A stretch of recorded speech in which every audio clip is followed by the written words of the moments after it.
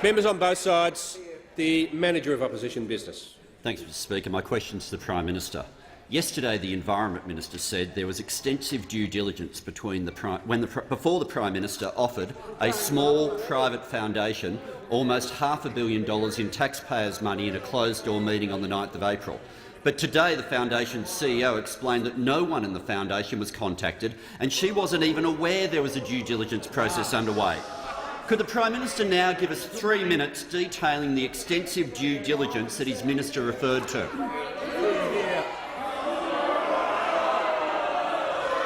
Members on my left, the Minister for the Environment has the call. Thank you, Mr Speaker.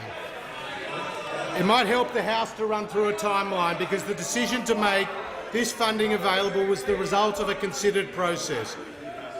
Last May in 2017, the Minister will just pause there for was a second. Members on my left, I'm trying to hear the answer. The Minister has the call. Interdepartmental task force led by my department to deal with the challenges facing the reef. This led to a MyEFO announcement of $57 million, Mr Speaker. I then took 2 submissions through the ERC process in March, which included seeking further funding for water quality, tackling the Crown of Thorns starfish, reef science, Indigenous engagement and Garumpa's on-water management program, and a proposal to establish a partnership with a non-governmental organisation, which was the Great Barrier Reef Foundation.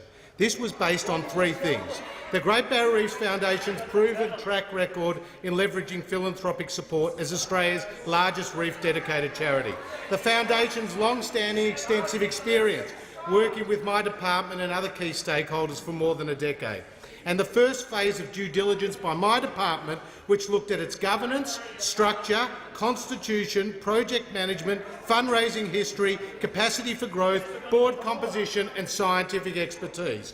Following ERC agreement, an interdepartmental committee was established to progress this proposal, and I was given authority to approach the Foundation, which occurred on the 9th of April, to determine whether they were interested in entering into a partnership for the benefit of the reef, subject to the successful negotiation of a partnership agreement and final phase of due diligence. Over the next 2 weeks, the department worked with the Foundation to develop the fundamental principles of the partnership, which included governance, decision-making, risk-making, reporting, financial management and other things.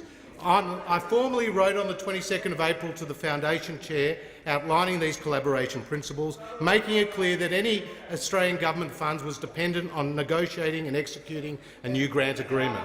The Foundation Board agreed to these principles and agreed in a letter back to me on the 26th of April.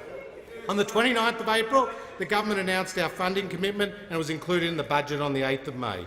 On the 24th of May, consistent with the government's grant guidelines, I approved the partnership grant lines and announced outlining the necessary requirements to be included in the Foundation's application, which were published on my website.